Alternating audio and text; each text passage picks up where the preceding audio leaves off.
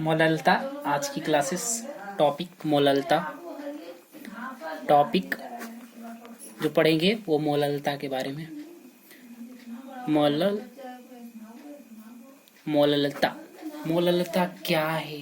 तो मोललता कहता है डिफिनीशन, 1 kg विलायक में 1 kg विलायक में घुले मोलों की संख्या को ही मोलरता कहते हैं।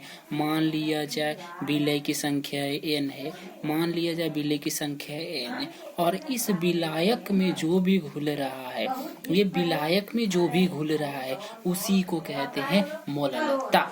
मोललता का बराबर क्या होगा? मोललता बराबर हम लिख सकते हैं विलय के मोलों की संख्या बटा विलायक का द्रव्यमान। लेकिन किस चीज में है? केजी में है, तो केजी में लिख लेंगे। ठीक है, तो इसका फॉर्मूला क्या होगा? इसका मोललता का फॉर्मूला हम लिखते हैं। मोललता बराबर क्या होगा? मोललता बराबर फॉर्मूला क्या होगा?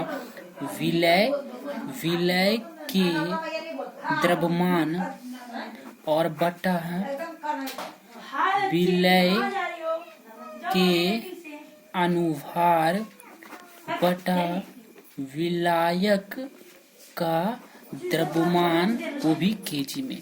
अगर ग्राम में दिया रहे विलायक का द्रव्यमान, तो आपको कुछ करना ही नहीं है, सिंपल से ट्रिक बनाना। मोललता को m से लिख देना है, मोललता को m से लिख देना है, मोललता को किस चीज से लिखना है? m से लिख देना है। और m से जैसे ही लिखिएगा ना, तो यहाँ विलय के द्रव्यमान स्मॉल w लिख दीजिएगा। विलय का द्रव्यमान स्मॉल w, विलय का द्रव्यमान स्मॉल w क्या है? विलय का द्रव्यमान स्मॉल w क्या है?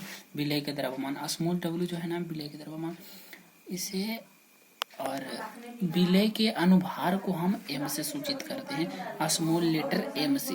और ये जो विलायक का जो द्रव्यमान केजी में है ना, तो इसे हम क्या से कैपिटल W से सूचित करते हैं। अगर आपका क्वेश्चन ग्राम में दिया रहे ना, तो 1000 से भाग कर दीजिएगा। क्या कर दीजिएगा?